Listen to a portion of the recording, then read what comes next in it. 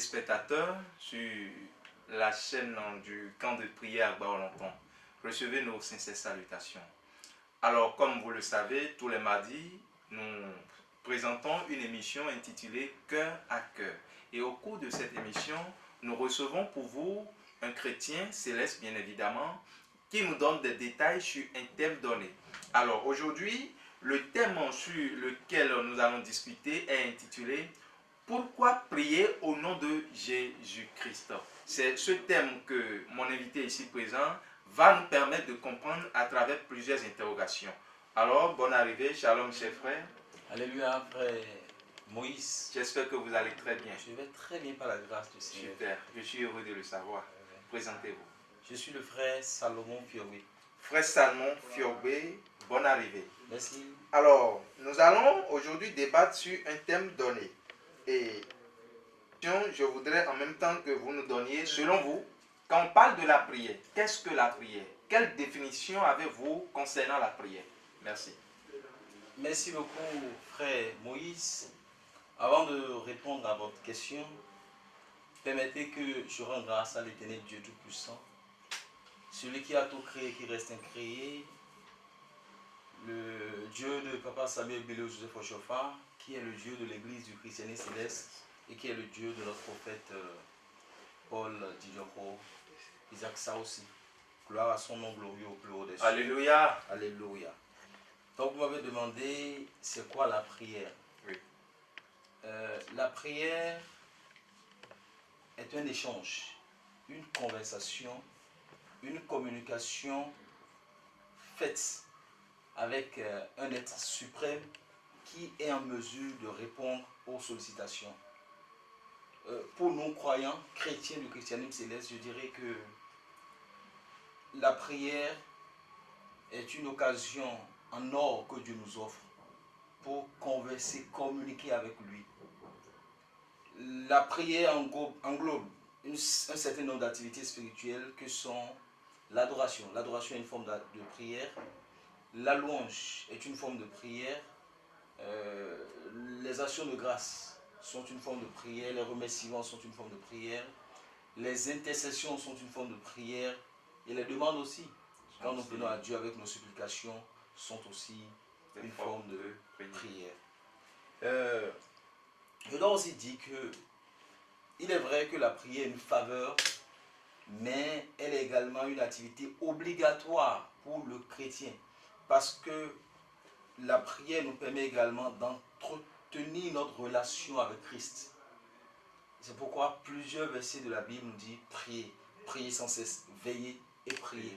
Et dans 1 Pierre 5, le verset 8, c'est dit veiller et prier, parce que notre ennemi de tous les temps, il rôde comme un lion rougissant, cherchant qui il dévorer. Dieu fera, on ne sera jamais sa proie. Amen. Alors, si j'ai pu comprendre un peu vos explications, c'est que, chers chrétiens, quand on parle de la prière, nous devons tout de suite comprendre que la prière est une occasion en or. C'est ça, si j'ai bien parlé le français. C'est une occasion en or qu'on nous offre afin que nous puissions parler, nous puissions communiquer, nous puissions solliciter l'Éternel Dieu afin qu'il puisse répondre à nos différentes préoccupations. Alors, j'allais continuer en vous demandant, alors, dans ce cas de figure où la prière est une occasion en or qu'on offre à chaque chrétien afin qu'il puisse s'adresser à Dieu, à qui peut-on adresser nos prières en tant que chrétien? À qui la prière, à quel être nous devons adresser la prière? Voilà. En réalité, nous n'allons pas poser la question comme ça. Oui. À qui peut-on adresser sa prière? Oui. Nous, chrétiens, nous adressons notre prière à Dieu. Oui. Ceux qui ne sont pas chrétiens adressent leur prière à des divinités. Oui. Maintenant, logiquement, à qui doit-on adresser la prière? D'accord. Est-ce aux divinités ou à Dieu? C'est une question qui se pose, qui mérite d'être posée. Je vais raconter l'histoire du défi de Carmel. Oui. Élie et les 450 prophètes de Baal. Il y a eu un souci avec le roi. Élie dit, on verra de Baal et de l'Éternel Dieu qui est le vrai Dieu. Il a lancé un défi. Il demande 2 taureaux. ils prendront un taureau, lui, il prendra le sien. Et on verra quel Dieu répondra par le feu. Il est allé jusqu'à dire dans le verset 24 de 1 Roi 18, puis invoquez le nom de votre Dieu. J'invoquerai le nom de l'Éternel. Lui, il a donné le nom de son Dieu. Oui. Le nom de leur Dieu à eux s'appelle Baal. Le Dieu qui répondra par le feu, c'est celui-là qui sera Dieu. Donc on va voir, là, jusque-là, il n'a pas encore dit que l'Éternel est Dieu. Eh oui. Regardez la logique. Il dit, lui, son Dieu s'appelle l'Éternel. Oui. Vous, votre Dieu s'appelle Baal. Nous allons voir quel est ce Dieu qui a les oreilles pour entendre, la main pour faire. Ce Dieu-là sera appelé Dieu. Donc, si c'est votre Dieu qui répond par le feu, alors à partir de cet instant, on n'appellera plus moi mon Dieu, l'Éternel, celui que je sais, Dieu, mais plutôt votre Dieu, Baal, sera Dieu. Mais si Baal ne répondait pas par le feu, alors là, et si c'est l'Éternel qui répond par le feu, dès lors, vous acceptez avec moi que vous n'allez plus jamais appeler votre Baal Dieu, mais plutôt l'Éternel, mon Éternel à moi Dieu. Exactement. Ils ont commencé. J'aime bien cette histoire parce que on a comme l'impression que Élie, il s'amuse beaucoup. Quelque part, il dit depuis le matin jusqu'à midi en disant Baal, réponds-nous, mais lui n'y voit ni réponse. Et il sautait devant l'autel qu'ils avaient fait. À midi, Oui. Élie se moqua d'eux et dit, criez à haute voix, puisqu'il est Dieu. Heureusement qu'ici dans la Bible c'est mis petit 2. Quand Élie a pris son taureau, Oui. il a fait un jeu, il a même ajouté de l'eau. Exactement. Il a invoqué une seule fois le nom de son Dieu, c'est-à-dire l'Éternel, le Dieu d'Abraham, d'Isaac et de Jacob. Et aussitôt, il a répondu par le feu. Si nous allons au verset 39, quand tout le peuple vit cela, il tombait la face contre terre et dit, c'est l'Éternel qui est Dieu. Donc, là, on reconnaît qu'il n'y a qu'à un Dieu, on adresse sa prière. D'accord? Oui. L'être suprême dont j'ai parlé tout à l'heure, c'est un Dieu. Le seul Dieu qui existe, je viens de le démontrer, c'est l'Éternel Dieu. Ce n'est pas pour rien que le prophète a l'habitude de dire, on dit Mavo, l'Éternel Dieu.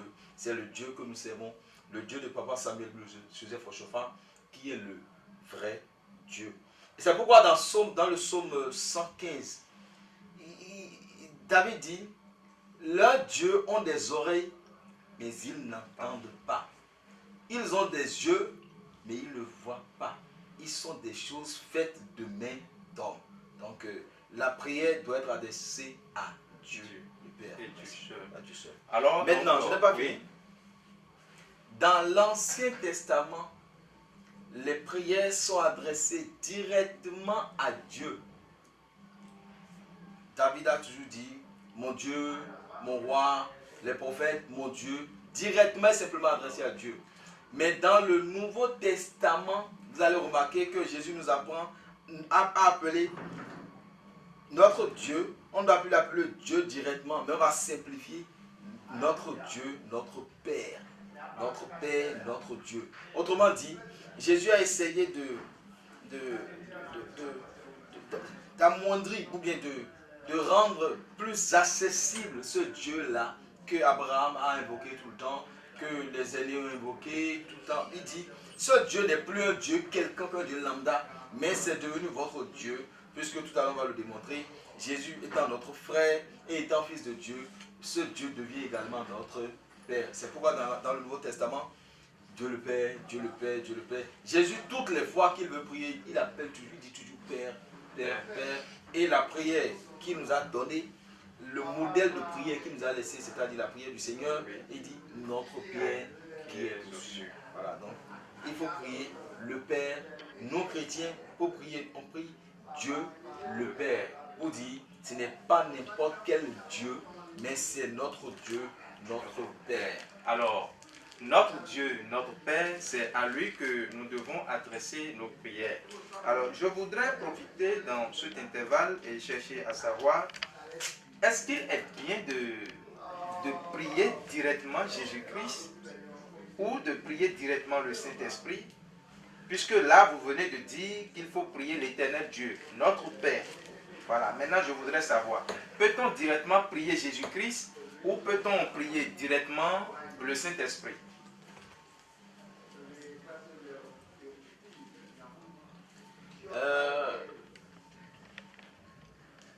On sert un Dieu qui n'est pas du tout compliqué. La notion de la Trinité. Oui. La Bible déclare que Dieu, d'abord Jésus est Dieu.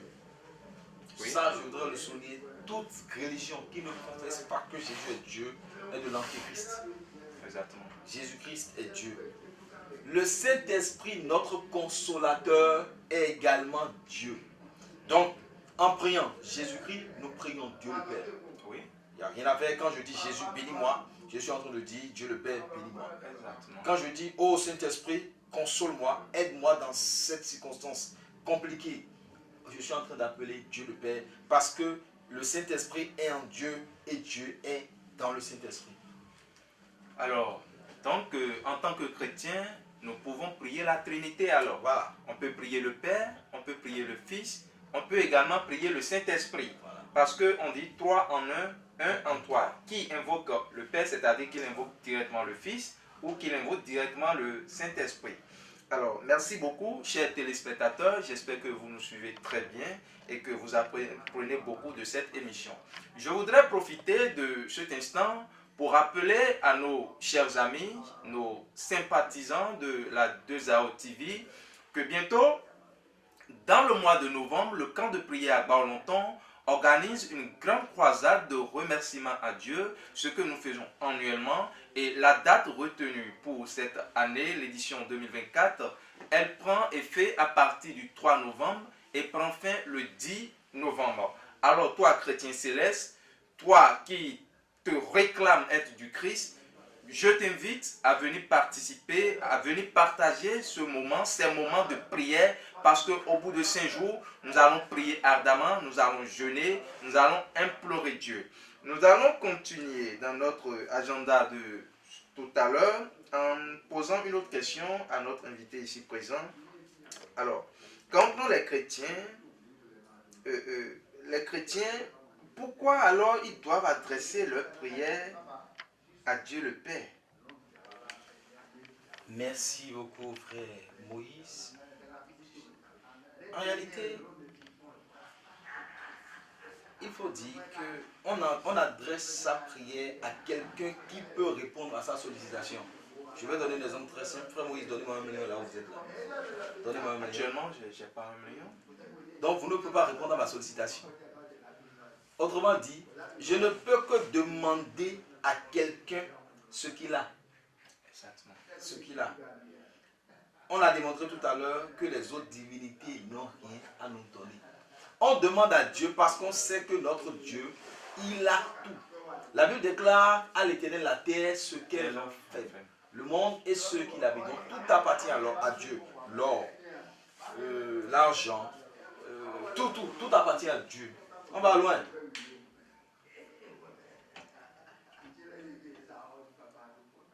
On va loin. Dieu peut tout. Il peut tout donner et il peut tout. C'est pourquoi chez nous les chrétiens, les chrétiennes célestes, on a l'habitude de dire omnipotent. Il est suffisamment fort et puissant. Aucun ennemi ne peut quelque chose contre nous si on est dans ce Dieu-là. Vous voyez, quand j'ai un problème, il y a un ennemi qui m'outrage et que je viens vers ce Dieu, je sais qu'il est suffisamment fort et qu'il a une armée de grands combattants et que cette armée est en mesure de venir à mon aide. Si j'ai un souci, je viens vers lui, je sais qu'il a la solution à tout. C'est pourquoi le chrétien, quand il va vers son Père, notre Dieu, on sait qu'il peut nous donner ce qu'on veut. C'est pourquoi on va vers le Père pour demander. Alors, donc, puisque dans le livre de AG 2.8, il est dit « à moi l'or, à moi l'argent », donc c'est une raison pour laquelle nous devons prier à Dieu, le Père, et uniquement à Dieu, le Père. Alors, je voudrais, si vous le permettez, poser une question transitoire. J'ai entendu dire une fois dans les ruelles de la commune d'Abomey-Calavi que nous avons Dieu le Père, mais que également nous avons Dieu la Mère. Je suis un peu confus à ce niveau. Nous avons Dieu le Père et nous avons Dieu la Mère. Donc, si nous devons alors adresser nos prières à Dieu le Père, c'est qu'il y a un Dieu qu'on appelle Dieu la Mère, à qui nous devons aussi adresser nos prières. Merci beaucoup, frère Moïse. Osée 4, verset 6. Oui. Mon peuple périt faute de connaissance. En réalité, nous chrétiens d'aujourd'hui, on semble être plus connaisseurs que Dieu. On va dans nos démonstrations modernes, dans notre intelligence humaine, on pense qu'on connaît mieux que Dieu. Voilà pourquoi aujourd'hui on s'adonne à un bavardage qui ne se dit pas. Or l'apôtre Paul nous dit d'éviter les discours mondains. Ce sujet n'a même pas sa raison d'être. En réalité. Ça n'a pas sa raison d'être. Parce que depuis là, on n'a pas encore parlé d'un Dieu qui s'appelle Marie. Non. On n'a jamais dit qu'on a un Dieu, une femme vers qui on peut aller, elle nous donnera ce qu'on veut. Non. Non. Maintenant, la Bible dit, je priais par l'esprit, mais je priais également par l'intelligence. Si nous avons un facilitateur, d'abord je dois dire, on n'a qu'un seul médiateur entre le Père et nous, c'est Jésus-Christ. Oui. Mais à côté de ce médiateur, nous avons un facilitateur, oui. Une facilitatrice qui est la Vierge Marie. Prenons l'histoire de la noce de Canaan. Ce monsieur, il devrait être couvert de honte. Oui. Parce que à ses noces, il a manqué de vin. C'est une grande honte. Mais il a fallu que la mère de Jésus, la Vierge Marie, aille voir son fils pour dire il n'y a plus de vin. Jésus, en fait, quand on analyse, quand on fait de ce passage, oui. On comprend aisément qu'en réalité, Jésus n'était pas encore prêt. Mais puisque c'est sa mère qui lui a demandé, il n'avait pas le choix. Parce que ce n'est pas un enfant impoli. Non, non, non, Jésus, c'est la discipline par excellence. C'est pourquoi il y a un verset qui dit il a été obéissant jusqu'à la mort de la croix. C'est pourquoi Dieu l'a souverainement élevé et l'a mis au-dessus de tout. Exactement. Il a été obéissant envers son Père et dans son côté charnel, il nous montre qu'il a été obéissant envers sa mère aussi. Il dit, mère, ce n'est pas encore le temps. Et pourtant, puisque c'est sa mère qui a dit, il a fait. Autrement dit, quand j'ai un problème, je veux demander de l'argent à mon grand frère et que je passe par ma maman, je suis sûr d'avoir ses sous. Exactement. Si je veux prendre de l'argent chez mon papa et que je passe par ma maman, puisque je suis issu d'une famille formidable, mon Dieu n'est pas un Dieu de désordre, et ma mère, la Vierge Marie, elle est très posée, elle sait comment demander à mon père. Si je vais voir ma mère, elle va trouver les phrases correctes, les mots justes pour aller négocier pour moi auprès de celui qui peut me donner. Donc, autrement dit, la Vierge Marie n'est pas pour nous un Dieu vers qui on va demander des choses, mais on lui demande d'intercéder pour nous, comme le monsieur des noces de Canaan. Il est vrai, dans la Bible, on ne nous a pas dit littéralement que le monsieur allait voir la Vierge Marie pour lui dire, va dire à ton fils. Mais, certainement qu'on a dit à côté de la Vierge Marie qu'il n'y a plus de vin. Oui. Et la Vierge Marie allait négocier. Tout à l'heure, quand je suis venu, je suis allé prier. J'ai dit, oh mère, mère de Dieu, divine mère, matrice universelle. Vous savez, il y a une expression que j'adore. C'est les espèces se multiplient par espèce. Oui. Il faut être esprit pour donner naissance à un esprit. Exactement. Ouais. Oui. Donc, j'ai dit, oh mère, matrice universelle, mère de Dieu, ma mère, à la noce de Canaan, tu n'as pas permis que ce monsieur soit couvert de honte. Tu sais tout ce qui est occasion de honte dans ma vie. Je ne veux pas connaître la honte. Je n'ai jamais dit à la Vierge Marie de me bénir. Je n'ai pas dit à la Vierge Marie de me sauver de mes problèmes. Mais j'ai dit, je ne veux pas être couvert de honte. À elle d'aller voir son fils pour dire, ce garçon que tu vois, Salomon là, il me connaît comme sa maman. Hein. Dès lors que je suis sa maman, tu es tenu de le protéger pour moi. Tu es tenu de le bénir pour moi. Tu es tenu de le rehausser pour moi. Tu es tenu de ça. C'est la position de grâce qu'on a auprès de la Vierge Marie. Marie. Ceux qui n'ont pas cette position-là, bon, on n'est pas contre eux. Ils sont dans leur logique. Ils font leur démonstration. Dieu est fidèle. Il se révèle à nous. Dieu aussi la Bible dit que Dieu est dynamique. Ceux qui disent qu'on ne va pas prier, demander à la Vierge Marie d'intercéder pour nous, ils trouveront certainement des versets. Vous comprenez? Ils trouveront certainement des versets. Ceux qui disent, comme nous, qu'on peut demander à la Vierge Marie d'intercéder pour nous, on a 1001 versets. Donc, quant à eux de rester dans leur camp, dans leur compréhension de la parole de Dieu, quant à nous de rester dans notre compréhension de la parole de Dieu, mais il ne faudrait pas que un camp soit une pierre d'achoppement, une occasion de chute pour l'autre camp. Ça, c'est de l'amalgame. Résumer vos explications dans ce cadre, c'est que on ne prie pas au nom de la Vierge Marie. Je n'ai jamais dit bénis-moi Vierge Marie. D'accord. Merci beaucoup, frère Salmon. J'ai pu comprendre assez de choses de vos développements et j'ose croire également que nos chers téléspectateurs qui nous suivent, chrétiens de par le monde entier, amis du camp de prière à Barlonton, enfants du christianisme céleste, j'ose croire que vous avez aussi compris quelque chose.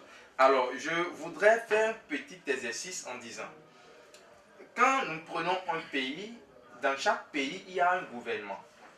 Et alors, il y a une assemblée nationale. Et là, l'assemblée nationale est composée des députés. Et ces députés sont chargés de parler maintenant auprès du gouvernement des difficultés de la population à la base afin que ce gouvernement puisse agir favorablement. Alors, je voudrais peut-être dire, ne pouvons-nous pas alors considérer la Vierge Marie comme étant notre députée qui prend alors nos soucis et amène nos soucis vers son Fils, le Seigneur Jésus-Christ, pour qu'il puisse juger favorablement de nous les accorder ou pas? Je ne vais pas accepter ce rapprochement-là aussi facilement. Oui. En réalité, si on se permet de dire ça, c'est comme on est en train de dire qu'on a un autre intercepteur, un autre médiateur entre le Père et nous. En réalité, la Vierge Marie, c'est comme le protocole du député. Oui. Vous comprenez? Oui. Notre démenu là, c'est Jésus. Oui. Notre démenu, c'est Jésus. Oui.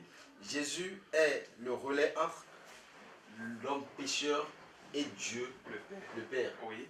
Mais, entre-temps, l'homme peut ne pas avoir facilement, non, on a assez à Christ. Oui. Mais l'homme, pour certaines raisons, peut perdre la main du Christ. Et il n'y a que cette mère, la douce mère, la bienheureuse Vierge Marie, qui puisse nous aider. Donc, entre Jésus et nous, il peut y avoir un petit vide, et la Vierge Marie peut nous aider à combler ce vide. Alors, chers chrétiens célestes, je voudrais nous inviter à comprendre que simplement que nous ne prions pas la Vierge Marie, mais nous implorons son intercession afin qu'elle puisse apporter nos supplications. Mais nous pouvons aussi vénérer la Vierge Marie. Oui, la vénération. Nous Oui, pouvons vénérer la nous Vierge pouvons Marie. également la vénérer. Parce que son oui nous a sauvés. Exactement. Si elle avait dit non en ce temps. Élisabeth, d'abord l'archange Gabriel l'a vénéré. Oui. Je vous salue. Marie, pleine de grâce. Et Élisabeth, de continuer, vous êtes bénie entre toutes les femmes. Et Jésus, le fruit de vos entrailles, est béni. Donc, si l'archange l'a vénéré et que Élisabeth, la mère de ce grand prophète, celui qui a annoncé Christ, l'a vénéré, Jean-Baptiste. La vénérer, ne me demandez pas de pas la vénérer, s'il vous plaît. Alors, frère Salmon, j'avoue que c'est un instant très riche en informations sur le plan religieux.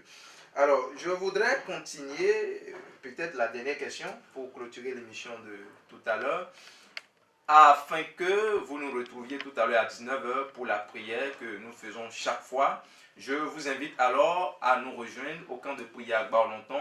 Nous sommes situés dans la commune d'Abomey-Calavic, précisément dans le quartier de Tocan. Nous sommes arrivés au carrefour Tocan. Vous prenez par la droite et vous comptez la deuxième rue comme si vous étiez en train d'aller vers le complexe scolaire Bethlehem. Nous sommes quelque part dans la deuxième rue à droite. Alors, je vous invite tout à l'heure à participer activement à cette prière afin que l'Éternel Dieu puisse nous écouter. Alors, pourquoi nous devons prier au nom de Jésus-Christ? Parce que j'ai l'habitude de remarquer que dans le christianisme céleste, lorsque nous prions, pour clôturer la prière, nous disons au nom de Jésus-Christ. Alors, frère Salmon, pourquoi prier au nom de Jésus-Christ? Merci beaucoup, frère Moïse. Est-ce que vous savez que Dieu, il est infiniment saint? Oui. Et le plus petit péché ne peut s'approcher de lui. Exactement. L'homme est pécheur. Oui. La Bible dit dans Romains 3, Galates 3, verset 23, Oui. tous ont péché Et sont et sont privés de la gloire de Dieu. Exactement. Autrement dit, Dieu ne voit pas le péché, aussi petit que ce soit. Dieu a en horreur le péché. Dieu ne vit pas avec le péché. Donc aucun homme ne peut s'approcher de ce Père. Alors qu'on a dit tout à l'heure que prier, c'est communiquer avec Dieu. Oui. La distance est tellement grande parce que quand Dieu voit le péché, il éloigne le pécheur de lui. Ça ne veut pas dire que Dieu déteste le pécheur.